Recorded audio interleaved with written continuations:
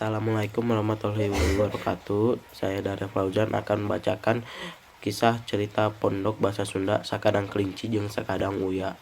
Dina salah sahiji poe aya sakadang kelinci anu lumpatna gancang namun anjeunna teh sombong. Pas anjeunna kelumputan di lapang, anjeunna panggih jeung sadang kuya.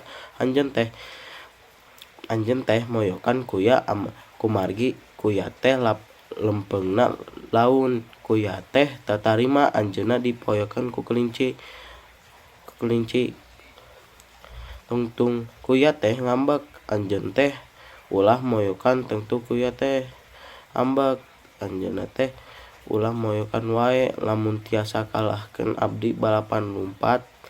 Suar kuya kelinci teh nampa ajakan kuya, isukana kelinci teh geunyeung teh balapan lari.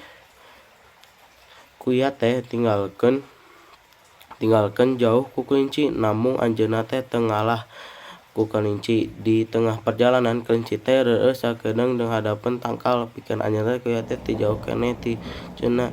"Reureuh heula sakedeung jeuh keneh ieu si kuya mah," saur kelinci. Saking geunahna kelinci teh sare dia nangkal. Akhirna kuya teh tiasa nyusul kelinci jeung langsung jadi pemenangna. Pas kelinci teu hudang anjeunna teh eling namun anjeunna teh keur balapan lari jeung kuya, anjeunna teh ngarasa era kumaragi tiasa dikalahkeun ku kuya. Jadi hikmah ti carita ieu teh untung sombong heula kitu.